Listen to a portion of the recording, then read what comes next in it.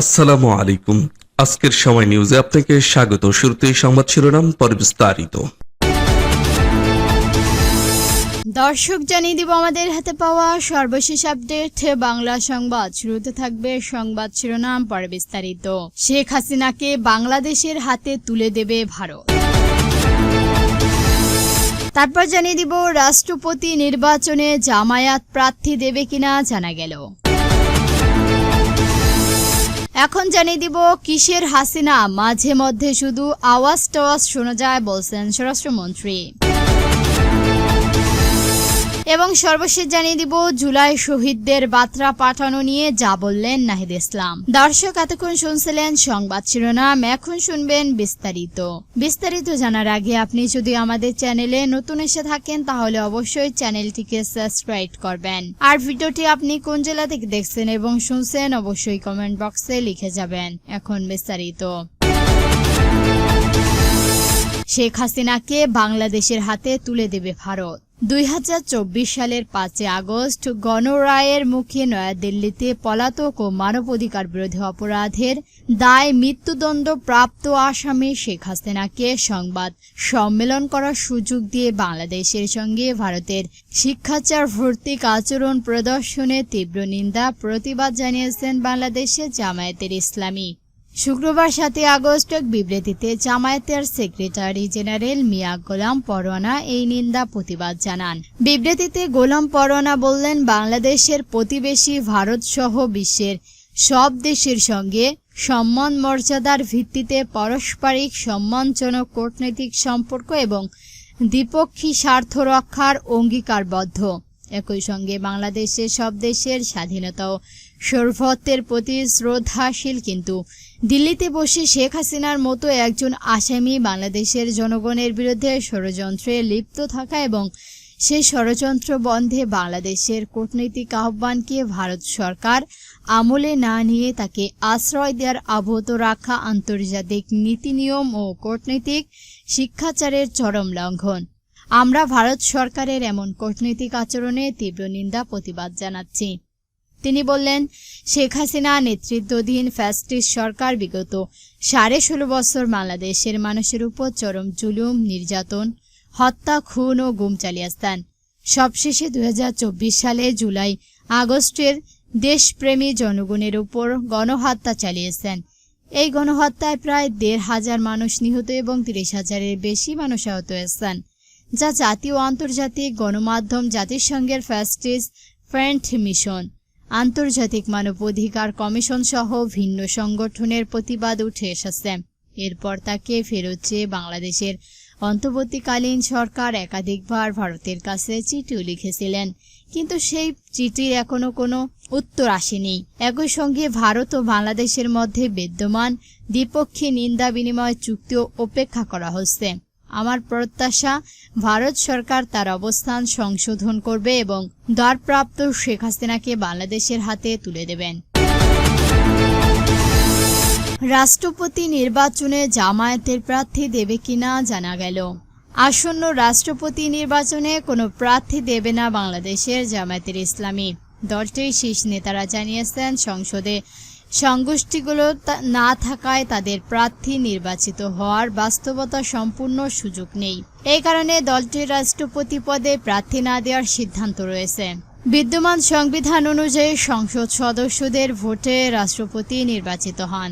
সংসদে বিএনপির নিকষ সংসদ গঠিত থাকায় যারা প্রার্থী করবেন তিনিই নির্বাচিত হবেন। তাই জামায়াত এই নির্বাচনে প্রার্থী দিচ্ছেন না। রাষ্ট্রপতি পদে প্রার্থী না দেওয়ার বিষয়ে বিবিসির সঙ্গে আলাপকালে এই যুদ্ধর কথা তুলে ধরেন জামায়াতের ইসলামিক সেক্রেটারি জেনারেল মিয়া গোলাম পরোয়ানা। তবে তিনি অভিযোগ করেন, রাষ্ট্রপতি পদে প্রার্থী মনোনয়নের বিষয়ে সরকারি দল বিএনপি সংসদের বিরোধী দলগুলোর সঙ্গে কোনো ধরনের মতবিনিময় বা পরামর্শ করেননি। এদিকে রাষ্ট্রপতি নির্বাচনে তফসিল ঘোষণা করেছেন নির্বাচন কমিশনার ইসি। ঘোষিত তফসিল অনুযায়ী আগামী 13 আগস্ট সকাল 10টা থেকে বিকাল 4টা পর্যন্ত মনোনয়নপত্র জমা দেওয়া যাবে। মনোনয়নপত্র যাচাই বাছাই হবে 16 আগস্ট এবং প্রার্থী প্রত্যাহারের শেষ দিন 18 আগস্ট। একাধিক বৈধ প্রার্থী থাকলে আগামী 20 আগস্ট দুপুর 2টা থেকে বিকাল 5টা পর্যন্ত জাতীয় সংসদে অধিবেশন কক্ষে ভোট গ্রহণ অনুষ্ঠিত হবে। নির্বাচন কমিশন জানিয়েছেন, যদি যাচাই বাছাই শেষে একজন মাত্র বৈধ প্রার্থী থাকে তাহলে ভোট গ্রহণের প্রয়োজন হবে না। সেই ক্ষেত্রে ওই প্রার্থীকে রাষ্ট্রপতি হিসেবে নির্বাচিত ঘোষণা করা হবে। আর একাধিক বৈধ প্রার্থী থাকলে সংবিধান ও আইনি বিধান অনুযায়ী সংসদ সদস্যদের ভোটে রাষ্ট্রপতি নির্বাচন হবেন। কিসের হাসিনা, মাঝে মধ্যে শুধু আওয়াজটা শোনা যায় বলছেন স্বরাষ্ট্রমন্ত্রী। ক্ষমতাচ্যুত সাবেক প্রধানমন্ত্রী শেখ হাসিনার বক্তব্য নিয়ে স্বরাষ্ট্রমন্ত্রী সালাউদ্দিন আহমেদ বলেছেন, কিসের আবার হাসিনা, তার চেহারা কি দেখা গেছে? মাঝে মধ্যে শুধু আওয়াজটা শোনা যায়।